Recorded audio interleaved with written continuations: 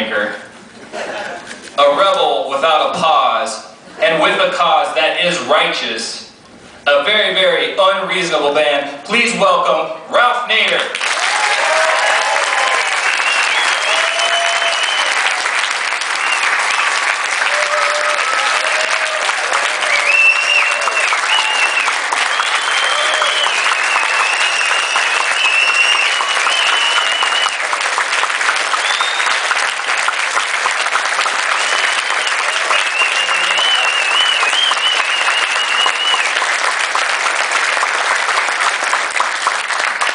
Thank you very much, Justin. I don't know why theaters are designed in ways where speakers can't see the audience, but I think you're out there somewhere. Okay, that's good. Well, thank you. I've already met a few dozen of you, gotten the book, The Good Fight, and other books, and I hope you read them because that's where the issues are elaborated here. Being in Chicago, I want to give a story about Eugene Debs. Many of you know the great labor leader, Eugene Debs. And he spoke out against World War I because he knew about European wars. He spoke out and he was thrown in jail. He got 1 million votes for president when he was in jail. Those were the days.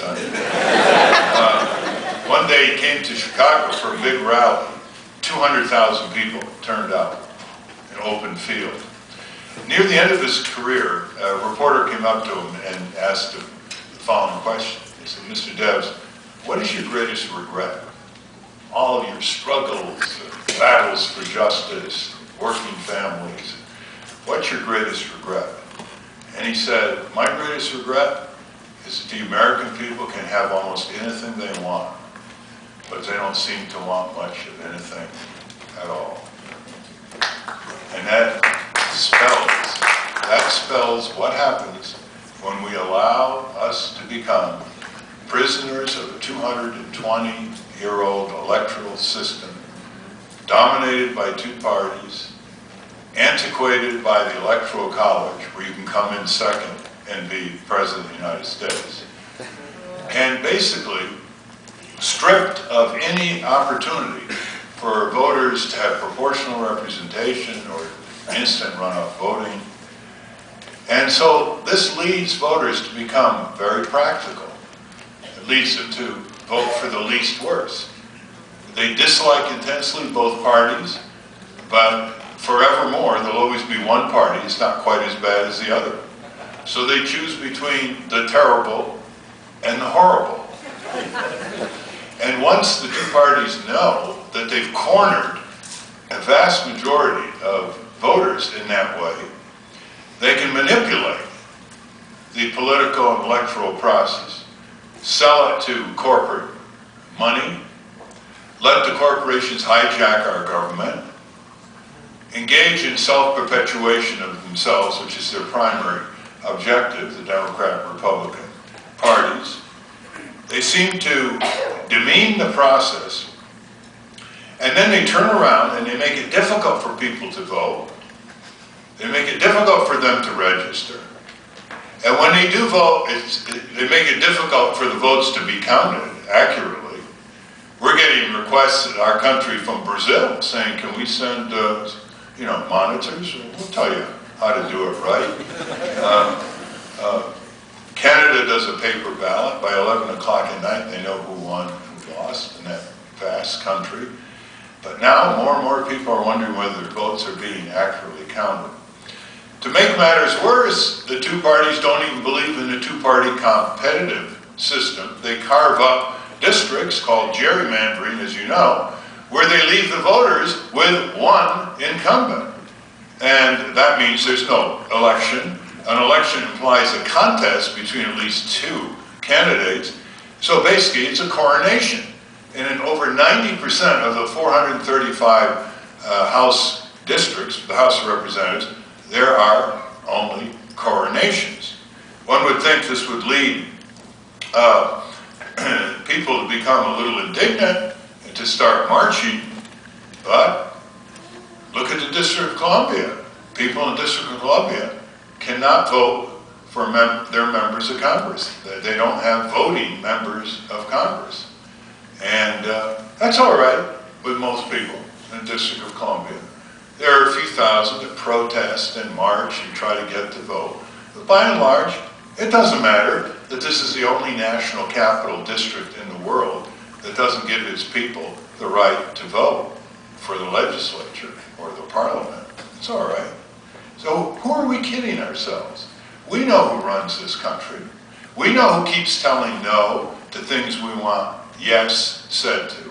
The people in this country want a majority of the people want a full Medicare for everybody, single payer, government insurance, free choice of doctor and hospital, which most people don't have now under the HMOs.